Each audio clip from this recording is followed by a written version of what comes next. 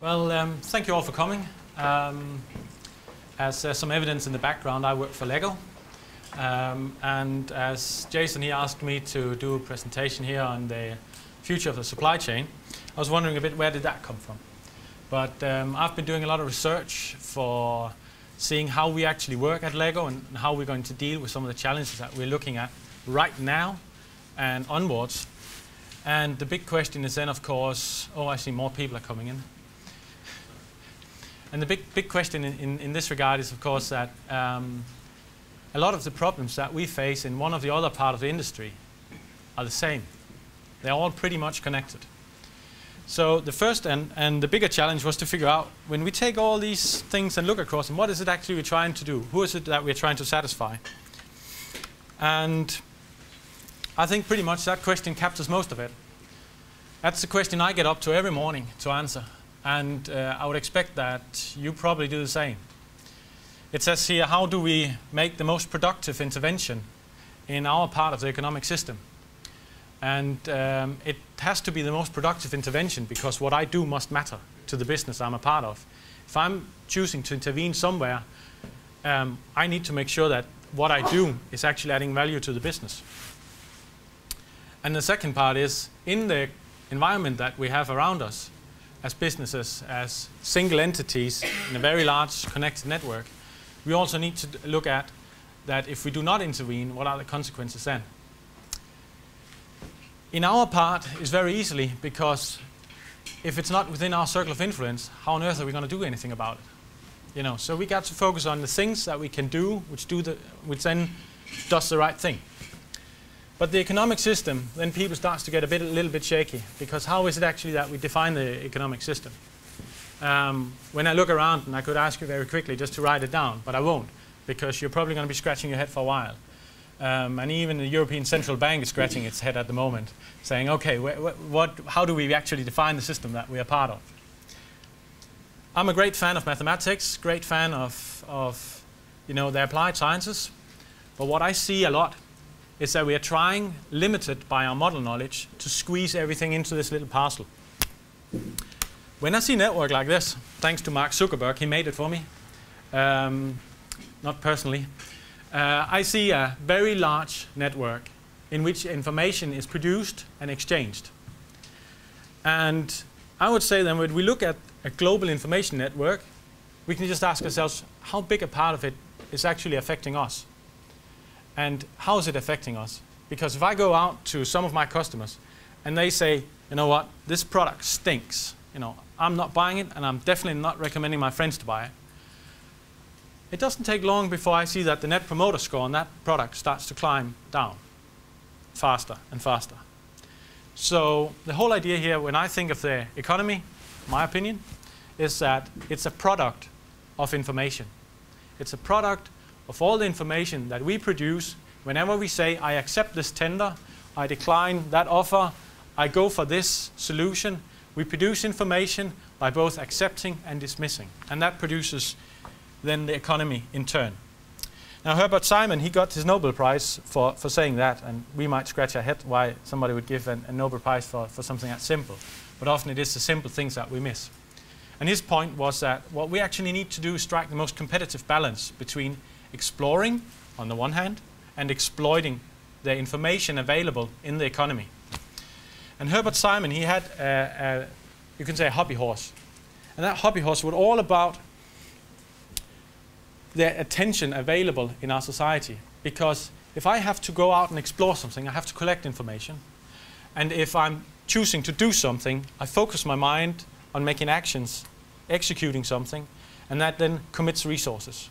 So if going out and exploring options require resources, and exploiting the right now opportunity, which requires that I commit resources, I'm stuck on a knife's edge. How do I do this without falling too much off to either or the other side? And Herbert Simon, he liked to work a lot together with Amos Tversky and Daniel Kahneman, if anybody knows them. They have recently made this little book here called Thinking Fast and Slow. Daniel Kahneman did that. And they basically consider, when we are making decisions, we are biased. And the question they asked themselves 20 years ago was, how biased are we? And I could go through this chart here and say, okay, we got some psychological sides here, we got the decision process, we got our biases, and I just see a lot of bias. And it's natural for all of us to be biased when we choose something. I'm sure that those in the front, you can recognize some of them, and those in the rear, you'll have to wait for the slides later.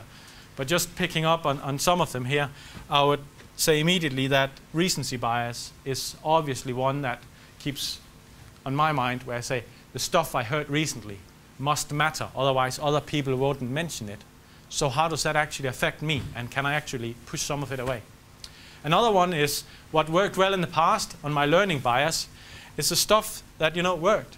I give it high credibility. I say this is the good things and I'll stick to it. So thereby I mitigate a little bit of risk. But I got to be conscious about it. And when people are biased decision makers, and we have to answer this question about how do I make the most productive intervention in our part of the economic systems, I can only make decisions based on what I know. There's a whole world of people out there, and I cannot tap into their minds. But I might have tools to do it. And the big question, which I think all the big data guys are asking themselves, Amazon and so on, is how do we actually integrate all this information in our big decision bucket and make something useful out of it? Okay.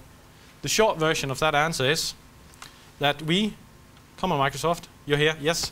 Through integration of all the available information, we can assure that our plans are up to date in real time and perpetually. Okay? If we do that, but how can we do that? Because I'm a person, and network, according to that Facebook chart, needs to propagate through the whole world until it gets to me. So if I say something here, my colleagues might know it 3 days from now, either through me, through the video recording, or through some of you guys. But can we do that more efficiently? Because it is essential for a decision process. I say we need software for this. Software is a little bit like magic. You take big buckets of data. I had a slide here with 100 numbers on it. And then I originally wanted to say to Patrick from SAP, Patrick, do the numbers, calculate them right now, add them up. 100 numbers, how much time would it take us? At least a couple of seconds for the fastest one, particularly Patrick, because he's quick. But when I think about it, there's a high degree of high margin of error in that process. And that's where software is magic. It can do stuff like that for us in seconds. However, reality and magic is not always the same thing. And I see this guy a lot. And I think he's pretty much spot on. Because for supply chain managers, the software that we got often gets in the way. And what is it then we need? Because something went wrong since what we've got is not what we needed. I mean, look at Lego. We got the Supply Chain Excellence Award in 2008. And we got massive problems about being aligned and being coordinated and doing the stuff we want. We got 50% forecasting error. Go figure, and we're still making money. What's wrong here? How does it add up? There's something disconnected. So obviously, I would put the blame on my own team, myself, and say the reason why we've got what we've got is because we asked for it. Okay? We haven't gone outside our regular habits and actually broken down our biases in the decision process, pushed the envelope a step further, and went on to say, what is it actually that we need? And I think these guys here at that age, they know much more about what they need than we actually do, because we're very biased by our history. When I collect it up, I see that the software that the guys who works with it, they ask for is software that's interactive. Okay, for those of you who like Command and Conquer, Red Alert, SimCity, I name it the computer games, that's interactive. It's not F9 and then you sit and wait and then you get error 404 back, you broke the internet kind of thing. That's not interactive. It has to be a part where it helps us understand the business. And even better, when we're having simulation, that we can go in and illustrate the consequences before we have to commit those few and scarce resources. And that's really the trick to get by. The last one here is giving meaningful feedback. I leave that one standing. So the big question, of course, is now we are in a situation in the future of supply chain. If we want to invent that future, I think some parts of it is inventing itself. But we got to ask ourselves, if 50% of our infrastructure is code, You know, if I took a blank configuration of the SAP system that Lego uses because it is a brilliant, stable backbone system, if I reset that, how much time does it take to get back on track again?